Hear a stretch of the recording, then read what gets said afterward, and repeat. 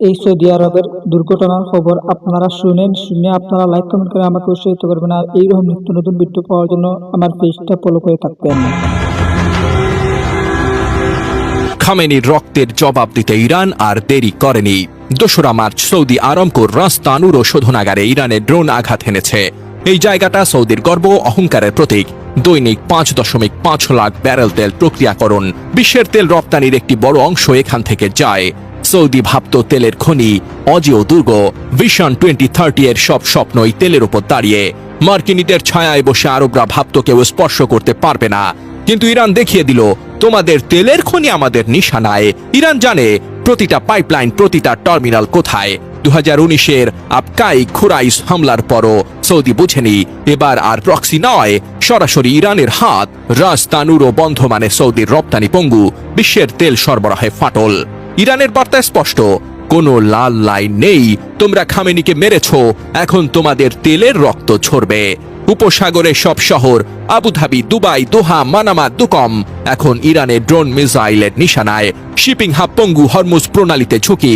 Iran চাইলে পুরো গালফের তেল বন্ধ করে দিতে পারে। সৌদির অহংকার ভেঙে পড়েছে। এই তেলের খনি ছিল সৌদির গর্ব, মার্কিন ইসরায়েলি জোটের শক্তির উৎস। ইরান এখন সেটা ছাই করে দিচ্ছে। একটি ড্রোন দিয়ে সৌদির অর্থনীতিকে কাঁপিয়ে দিয়েছে।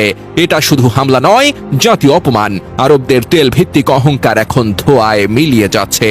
ইরান আরো শক্তিশালী, আরো নির্ভীক হয়ে উঠেছে। খামেনি শাহাদাতের প্রতিশোধ চলছে। আর এই প্রতিশোধ থামবে না যতক্ষণ না মার্কিন ইসরায়েলি সৌদি জোটের চিহ্ন মুছে যায়। এদিকে সামাজিক মাধ্যমে ছড়িয়ে পড়া ভিডিওতে দেখা যায় দূর থেকে বিশাল কালো ধোঁয়ার কুণ্ডলি উঠছে আকাশে।